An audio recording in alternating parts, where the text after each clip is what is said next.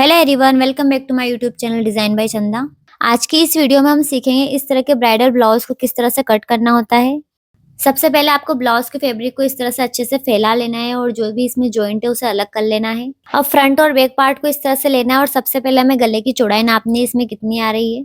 यहाँ पर गले की चौड़ाई कट टू कट 8 इंच पे आ रही है, तो लगभग हमें यहाँ पर 7.5 इंच चौड़ाई रखनी है। जितनी भी आपको कंधे की पट्टी रखनी है उसके अकॉर्डिंग आपको मार्किंग कर लेनी है। यहाँ पर मैंने 3 इंच पर रखी है, जो कि सिलाई में कंप्लीट होने के बाद 2.5 इंच पर रह जाएगी। अब दोनों कंधे की मार्किंग को आपस में इस तरह से मिलाते हुए देखना है कि आपको कंधा कितने रखना है। यहाँ पर 13.5 इंच पर आ रहे हैं।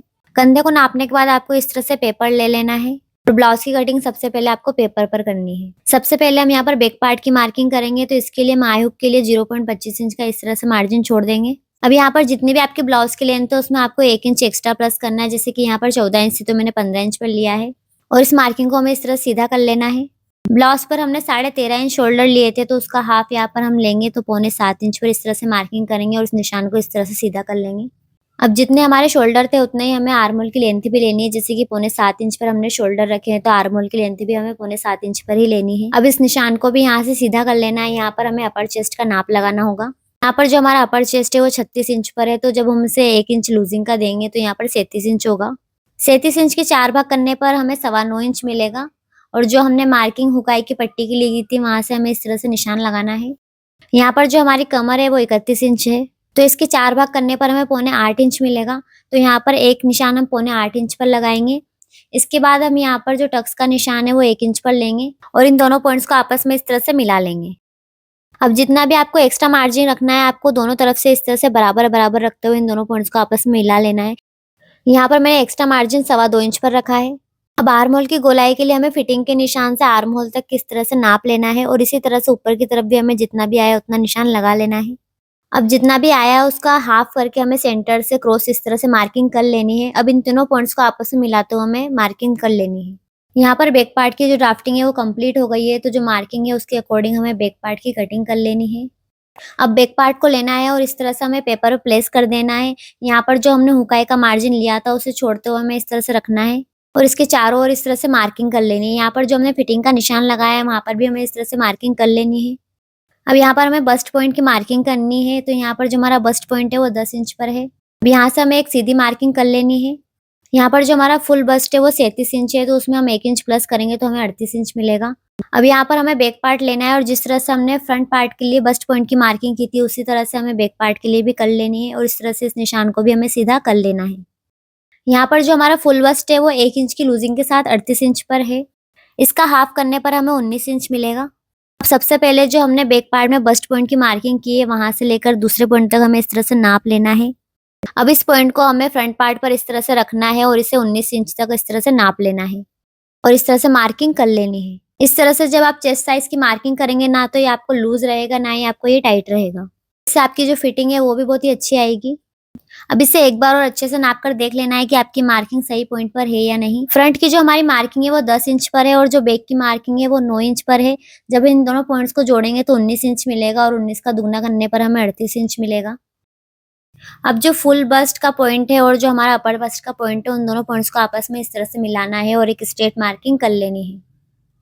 जितना मार्जिन हमने ऊपर की तरफ दिया है उतना ही हमें नीचे की तरफ भी देना है। जैसे कि हमने 2.25 इंच पर ऊपर रखा है तो नीचे की तरफ भी हमें 2.25 इंच पर मार्किंग करते हुए इस तरह से इन दोनों पॉइंट्स को आपस में मिला लेना है। अब कंधे से लेकर जो हमारा बेल्ट का जॉइंट होता है वहां तक की लंबाई नाप लेंगे। बॉडी मेजरमेंट के अकॉर्डिंग यहाँ पर जो लंबाई है वो 12.5 इंच पर है, तो हम यहाँ पर 1 इंच प्लस करके 13.5 इंच पर इस तरह से मार्किंग कर लेंगे और इस निशान को इस तरह से सीधा कर लेंगे। अब सेंटर से टक्स पॉइंट की मार्किंग करेंगे, जो कि यहाँ पर हम 4.25 इंच पर करेंगे।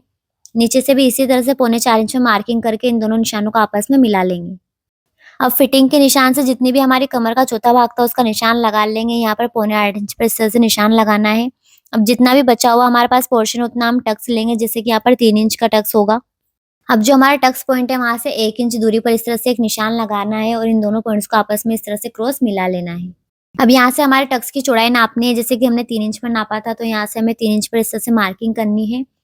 अब जो हमारा टक्स पॉइंट है वहां से 1/2 इंच दूरी पर इस तरह से निशान लगाना है और इन दोनों पॉइंट्स को आपस में इस तरह से स्ट्रेट मिला लेना है और जो टक्स पॉइंट था वहां से इस तरह से गोलाई देते हुए इन दोनों पोर्शन को मिला लेना है। अब आर्म होल की जो लेंथ है वहां पर हमें 5.5 इंच पर इस तरह से एक मार्किंग कर लेनी है। अब इस पॉइंट से लेकर टक्स पॉइंट तक हमें इस तरह से प्रिंसेस कट की शेप दे देनी है। अब बैक पार्ट को लेना है और जो फ्रंट पार्ट में हमने फिटिंग की मार्किंग की है उसी से हमें बैक पार्ट की फिटिंग की मार्किंग को इस तरह से आपस में मिला लेना है और फिर से हमें बैक पार्ट के अकॉर्डिंग इस तरह से मार्किंग कर लेनी है।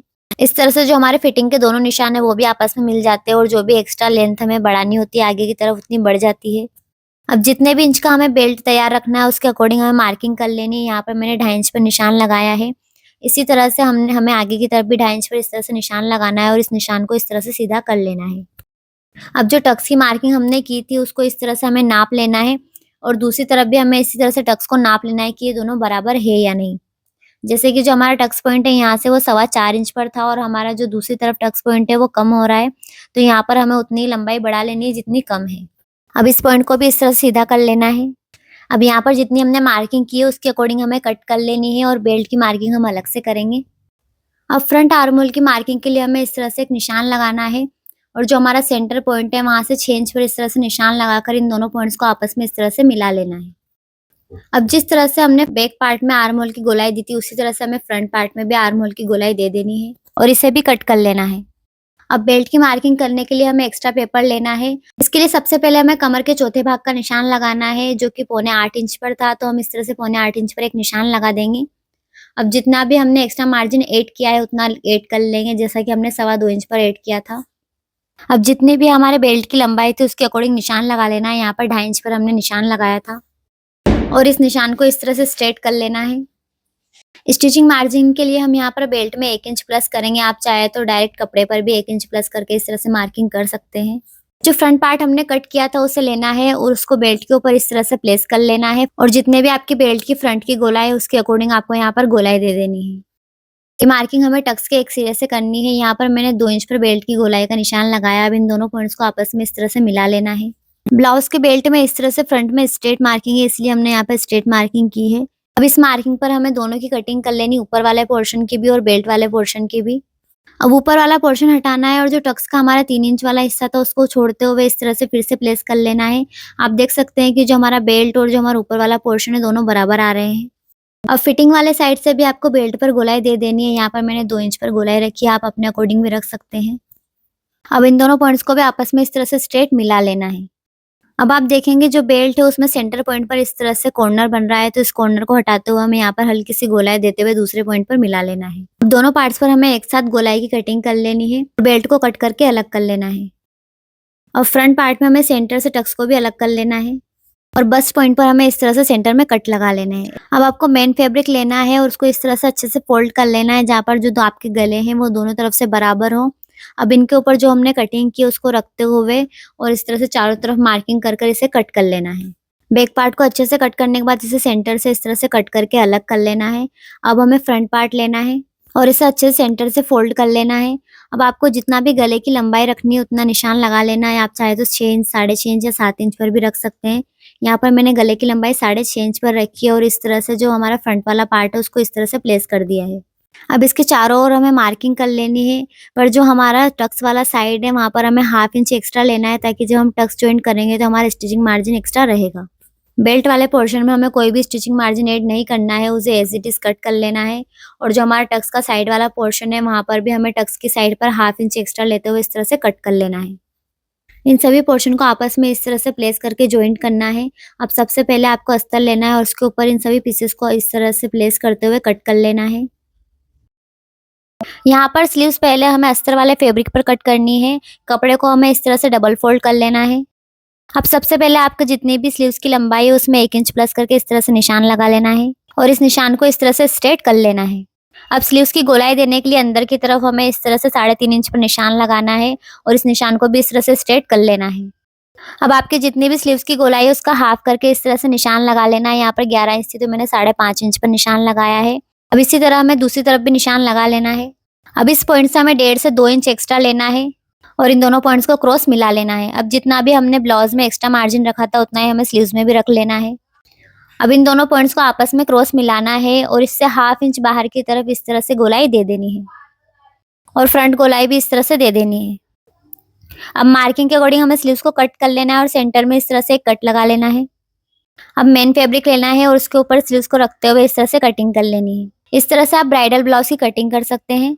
इस तरह की और भी स्टिचिंग रिलेटेड वीडियो देखने के लिए आप मेरे चैनल पर जरूर विजिट करें। अगर आपको ये वीडियो यूजफुल लगी हो या पसंद आए तो please like share and subscribe my channel. Thanks for watching my video.